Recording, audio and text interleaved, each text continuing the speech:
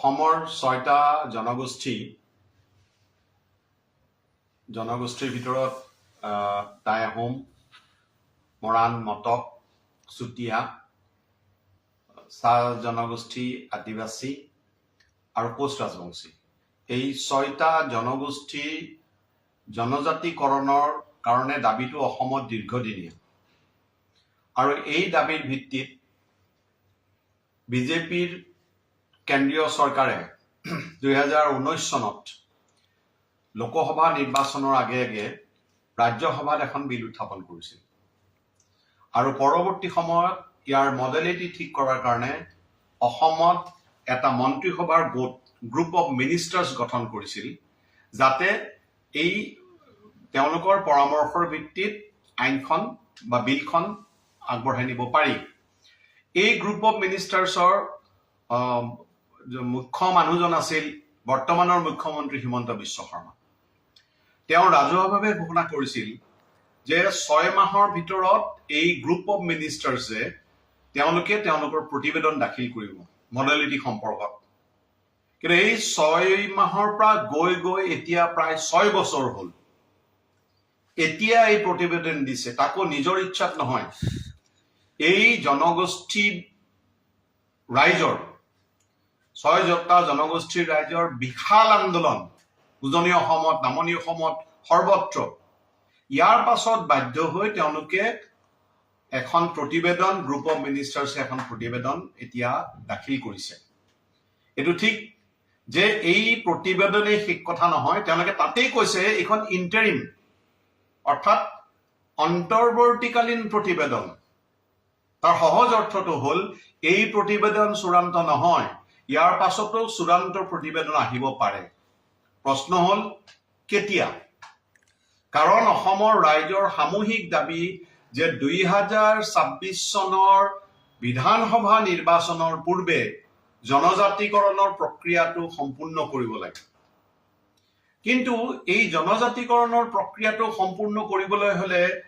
লোকসভা আৰু ৰাজ্যসভাত বিল উত্থাপন কৰিব লাগিব, গ্ৰহণ কৰিব লাগিব। গতিকে এই পৰামৰ্শহে এতিয়া দিছে।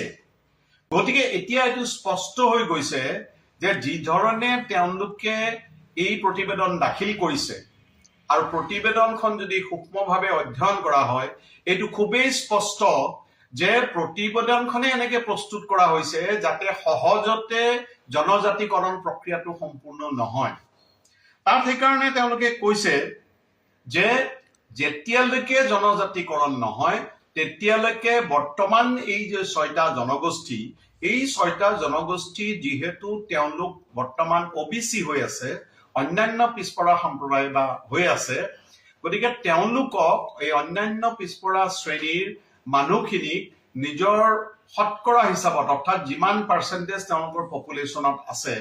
তাৰ ভিত্তিত তেওঁলোকক ৰিজাৰ্ভেশ্যন দিয়াৰ কাৰণে এটা ব্যৱস্থা গ্ৰহণ কৰা উচিত, যেতিয়ালৈকে তেওঁলোকে ST নহ'ব। তাৰ সহজ অৰ্থটো হ'ল সহজে ST তেওঁলোকক নকৰে।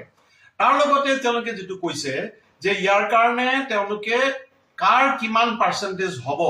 এইটোৰ কাৰণে তেওঁলোকে অধ্যয়ন কৰিব লাগিব, ছাৰ্ভে কৰিব লাগিব। তাত অন্ততঃ ৬ মাহ সময়ৰ প্ৰয়োজন হ'ব।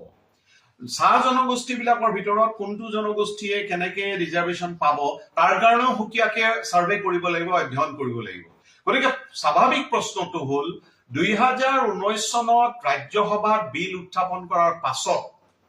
আৰু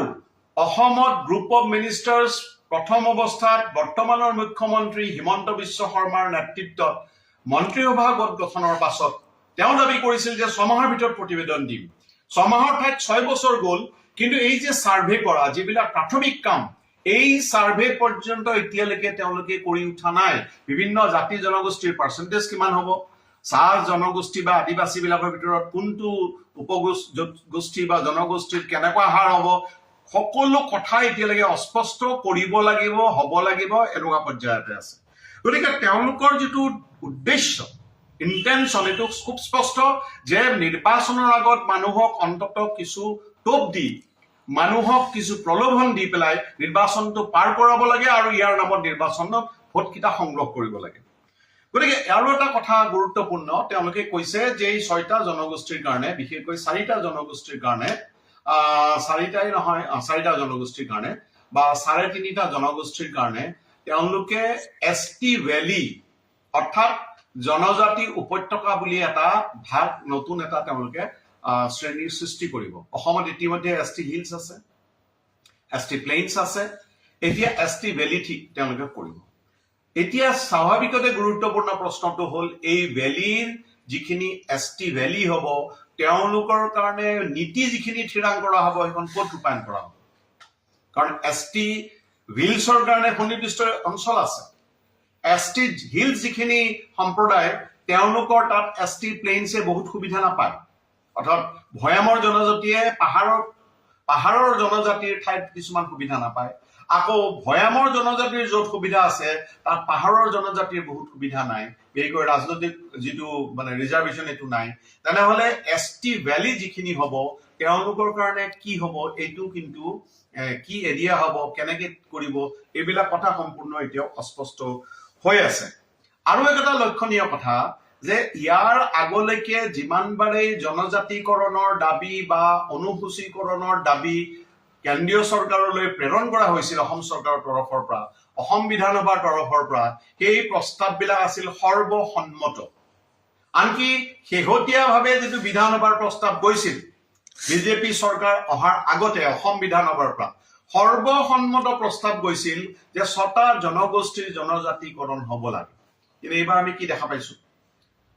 জনজাতিকৰণৰ প্ৰস্তাৱ কেন্দ্ৰলৈ যোৱাৰ আগতেই তেওঁলোকে যিটো প্ৰস্তাৱ ৰাইজৰ সন্মুখত দিছে বা বিধানসভাৰ তেওঁলোকে দিছে ইতিমধ্যে বিধানসভাত এতিয়ালৈকে আলোচনাই হোৱা নাই কিন্তু তাৰ আগতেই সাংঘাতিক ধৰণৰ বিভাজন অসমৰ ৰাইজৰ মাজত দেখিবলৈ পোৱা গৈছে আনকি বিৰোধী দলবিলাককো আস্থাত লোৱাৰ কোনো এতিয়ালৈকে ইংগিত তাৰ লগত দেখিবলৈ পোৱা নাই তেওঁলোকে সকলোকে এভয়েড কৰি পেলাই তেওঁলোকে এটা ৰিপৰ্ট দিবলৈ যত্ন কৰিছে আৰু তেওঁলোকৰ এইটো ধাৰণা বহুতৰে হৈছে যে তেওঁলোকে একফালে 6 জনগোষ্ঠীক সংগঠনবিলাকক নিজৰ ফলিয়া কৰাৰ কাৰণে যিখিনি কৰিব লাগে তেওঁলোকে কৰাৰ চেষ্টা কৰিছে আৰু আনফালে জনজাতি বৰ্তমান যিসকল আছে তেওঁলোকৰ সংকাকো তেওঁলোকে ৰাজনৈতিকভাৱে ব্যৱহাৰ কৰিব বিচাৰিছে গতিকে আমি এটা সন্দেহ দেখিছো এটা সন্দেহ প্ৰকাশ কৰিছো আশংকা দেখিছো যে অসমত জনসাধাৰণৰ মাজতে সাংঘাতিক ধৰণৰ বিভাজন হ'ব গতিকে এইটো দুৰ্ভাগ্যজনক যে বিজেপি চৰকাৰে নিজৰ ৰাজনীতিৰ কাৰণে অসমৰ ৰাইজকো বিভাজন কৰিবলৈ তেওঁলোকে পিছ হুঁকা নাই এইটো অত্যন্ত দুৰ্ভাগ্যজনক আমাৰ কথা হ'ল অসমৰ 6টা জনগোষ্ঠীৰ জনজাতিকৰণৰ দাবী যিধৰণে আগতে সৰ্বসন্মত প্ৰস্তাৱ আছিল বিধানসভাৰ তেনেকুৱা পৰিৱেশ কৰাৰ কাৰণে বিজেপি চৰকাৰ আগবাঢ়ি কিয় নাহিল এইটো ডাঙৰ প্ৰশ্ন তাৰ লগে লগে আমি আবেদন জনাম যে এই আবেগৰ বশৱৰ্তী হৈ অসমত যাতে এটা সংঘাতৰ পৰিৱেশ সৃষ্টি নহয় সংঘৰ্ষৰ পৰিৱেশ সৃষ্টি নহয় তাৰ কাৰণে সকলো জাতি জনগোষ্ঠী আৰু জনগোষ্ঠীৰ সংগঠনবিলাক তেওঁলোক সতৰ্ক থাকিব লাগিব আমি ৰাইজলৈ আবেদন জনাইছো যে ইয়াক কেন্দ্ৰ কৰি যাতে কোনো ধৰণৰ আমাৰ ইয়াত অশান্তি বিভাজন আৰু সংঘাতৰ ফালে আমি নাযাওঁ তাৰ কাৰণে আমি সকলোৱে সজাগ হৈ থাকিব লাগিব তাৰ লগতে গুৰুত্বপূৰ্ণ বিষয়টো হ'ল যে এনেকুৱা এটা ধাৰণা চৰকাৰৰ ফালে সৃষ্টি কৰিব বিচৰা হৈছে আৰু বহুতো জাতীয় সংগঠনেও তাত হাত উজান দিছে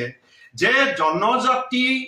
বা ৰিজাৰ্ভেশ্যন সংৰক্ষণে হ'ল মকৰধ্বজ সকলো সমস্যাৰ সমাধান হ'ব যদি মোৰ জনগোষ্ঠীটো জনজাতি হয় মোৰ জনগোষ্ঠীটো OBC হয় মোৰ জনগোষ্ঠীটো আপোনাৰ অনুসূচিত জাতি হয় এটো কোনো মকৰধ্বজ নহয় এটো এটা সাময়িক সকাহে এতিয়া আমি অসমত কি দেখা পাইছো যোৱা 5 বছৰ ধৰি এখন চৰকাৰে ইমান হুলস্থুল কৰিলে কিমান চাকৰি তেওঁলোকে সৃষ্টি কৰিলে কিমানক চাকৰি দিলে 1 লাখ তেনেহলে বছৰত আপুনি হিচাপ কৰক কিমান চাকৰি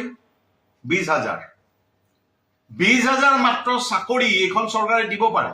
নিবনুৱাৰ সংখ্যা হৈছে তেওঁলোকে দুদিন আগতে কৈছিল 35 লাখ এতিয়া হঠাতে এদিন দেখা গৈছে 22 লাখ মই যদি 22 লাখটো শুদ্ধ বুলি ধৰো তেনেহলে এইটো স্পষ্ট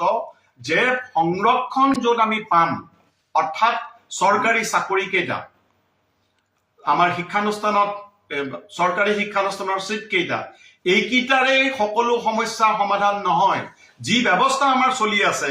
আমাৰ চৰকাৰে যি নীতি অনুসৰণ কৰিছে, কেইজনমান মানুহক মাত্ৰ ধনী কৰাৰ নীতি আৰু সকলো সম্পদ কিছুমান অঞ্চলত আৰু কিছুমান মানুহৰ হাতত গোট খাইছে, এনেকুৱা পৰিস্থিতিত আমি